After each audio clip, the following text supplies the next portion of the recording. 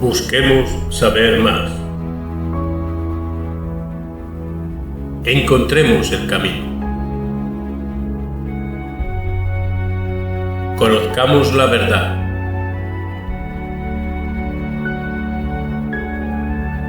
Y la verdad nos hará libres.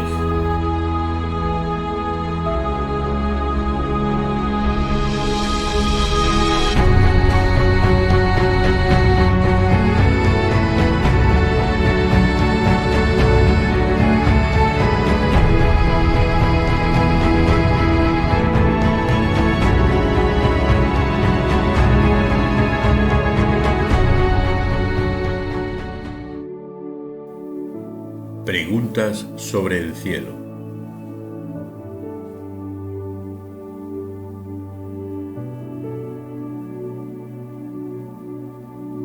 ¿Podremos reconocernos? ¿Recordaremos nuestro pasado? Veamos lo que nos enseña la palabra sobre esto y algunas otras cuestiones. Textos en Lucas 16 y Mateo 17.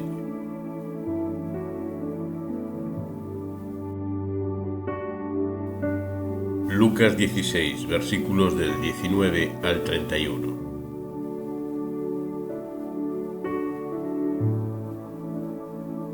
Había un hombre rico que se vestía de púrpura y de lino fino y hacía cada día banquete con esplendidez. Había también un mendigo llamado Lázaro, que estaba echado a la puerta de aquel, lleno de llagas, y ansiaba saciarse con las migajas que caían de la mesa del rico, y aun los perros venían y le lamían las llagas. Aconteció que murió el mendigo y fue llevado por los ángeles al seno de Abraham. Y murió también el rico y fue sepultado. Y en el Hades alzó sus ojos, estando en tormentos, y vio de lejos a Abraham y a Lázaro en su seno. Entonces él, dando voces, dijo: Padre Abraham, ten misericordia de mí, y envía a Lázaro para que moje la punta de su dedo en agua, y refresque mi lengua, porque estoy atormentado en esta llama. Pero Abraham le dijo: Hijo, acuérdate que recibiste tus bienes en tu vida, y Lázaro también males. Pero ahora éste es consolado aquí, y tú atormentado. Además de todo esto, una gran sima está puesta entre nosotros y vosotros, de manera que los que quisieren pasar de aquí a vosotros no pueden, ni de allá pasar acá. Entonces le dijo: Te ruego pues, Padre, que le envíes a la casa de mi padre, porque tengo 5 hermanos, para que les testifique, a fin de que no vengan ellos también a este lugar de tormento. Y Abraham le dijo: A Moisés y a los profetas tienen, óiganlos. Él entonces dijo: No, padre Abraham, pero si alguno fuere a ellos, de entre los muertos, se arrepentirán. Mas Abraham le dijo: Si no oyen a Moisés y a los profetas, tampoco se persuadirán, aunque alguno se levantare de los muertos.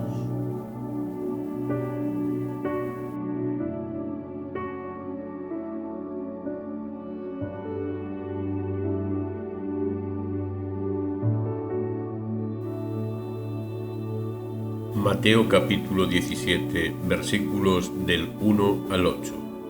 6 días después, Jesús tomó a Pedro, a Jacobo y a Juan su hermano, y los llevó aparte a un monte alto.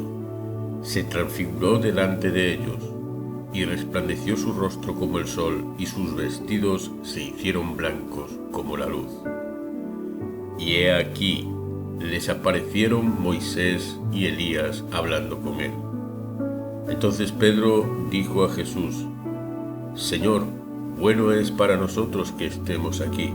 Si quieres, hagamos aquí 3 enramadas, una para ti, otra para Moisés y otra para Elías. Mientras él aún hablaba, una nube de luz los cubrió. Y he aquí una voz desde la nube que decía: Este es mi Hijo amado, en quien tengo complacencia, a él oíd. Al oír esto, los discípulos se postraron sobre sus rostros y tuvieron gran temor. Entonces Jesús se acercó y los tocó y dijo: levantaos y no temáis. Y alzando ellos los ojos, a nadie vieron sino a Jesús solo. En base a estos dos textos podemos aprovechar dos enseñanzas. Por un lado, tenemos una exposición de algo que sucede en los niveles celestiales. Y aquí la historia entre el hombre rico y el hombre pobre. Y a la vez tenemos en el segundo texto un elemento paranormal en base a la transfiguración de Jesús delante de sus apóstoles, que no solo nos muestra lo que allí sucedía con Jesús, Moisés y Elías, sino que también nos muestra una serie de señales en base a las acciones y palabras de los que allí estaban presentes, fundamentalmente Pedro. Por un lado teníamos al hombre rico que recuerda con tormento la existencia de sus hermanos y que están en peligro de acabar en el mismo lugar de él. Por eso a este no se le borran los recuerdos y se utilizan los mismos como medida de castigo. Están presentes en su mente para su tormento. Sin embargo, en el caso del hombre pobre, que está en el seno de Abraham, él recibe consuelo por su pasado en la tierra. Y quizás no exista mejor consuelo que poder borrar de su mente aquellos malos recuerdos, aquellas tristezas y dolores. Por lo tanto, no se actuará de forma igual para aquellos que vayan al infierno que vayan para el cielo en cuanto a su conciencia y en cuanto a sus recuerdos. Quizás nuevas capacidades sean reveladas en nuestra mente. Tendremos conocimientos diferentes, incluso recuerdos nuevos.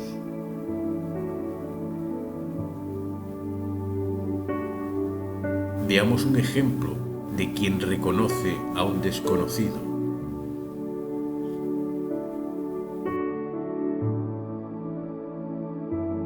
Pedro reconoció a Moisés y a Elías durante la transfiguración sin que nadie le dijese quiénes eran ellos. No obstante, los señaló y reconoció. ¿Cómo puede ser esto posible? Elías había nacido 910 años atrás. Y Moisés incluso había nacido 1593 años antes. No existían fotografías, no existían retratos, no existía nada que pudiese identificarles. Sin embargo, Pedro reconoció a ambos. ¿Es este un nuevo estado de conciencia, nuevos recuerdos, nuevos conocimientos?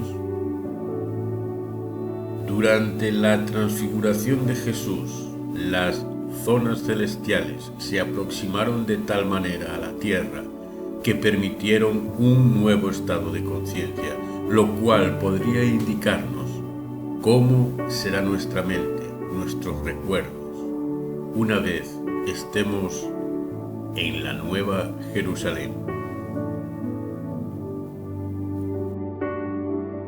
¿Y a quién nos encontraremos allí? Difícil respuesta. Sí sabemos a quién no encontraremos. En la primera de las historias nos habla de que el hombre rico quería salvar a sus 5 hermanos para que ellos no acabasen en el infierno igual él. Sin embargo, Abraham le indica que deberían haber escuchado o que tienen para escuchar a Moisés y a los profetas. Es decir, aquel que cumpla la ley tendrá acceso al cielo. No obstante, también aquí tenemos una referencia incluso a Cristo, pues Él es el primero de los resucitados, por su importancia, no por su orden. En este caso, Abraham dice que aquellos que no escuchan ni a Moisés ni a los profetas, tampoco harán caso por el hecho de que uno resucite de entre los muertos. Es decir, que la fe en Cristo, el cumplir la ley, el seguir los mandatos de Dios, el ir al arrepentimiento, que sea quizás esta la mayor de las acciones que solicitaban todos y cada uno de los profetas a Israel, que se arrepintiese y volviese a los caminos de Dios. Eso es lo que les permitiría estar en el cielo. Y eso es precisamente lo que impediría a los 5 hermanos del hombre rico salvarse de la condenación.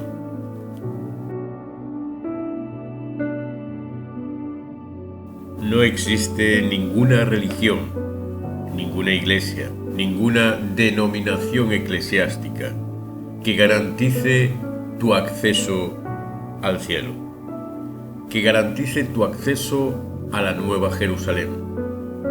Ninguna. Solo tu arrepentimiento, solo tu fe en Cristo Jesús son la llave suficiente para poder permitirte acceder a esa gran promesa.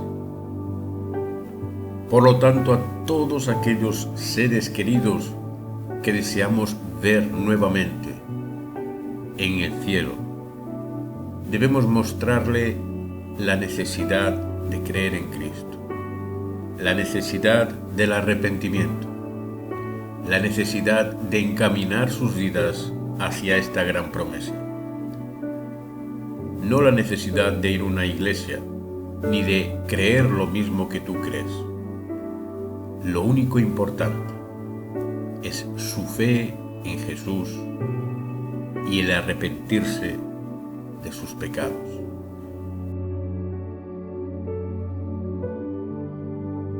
Ayudemos pues a todos aquellos que queremos ver nuevamente en el cielo, a que encuentren la llave, a que encuentren el arrepentimiento y a Jesús como su Salvador y Señor.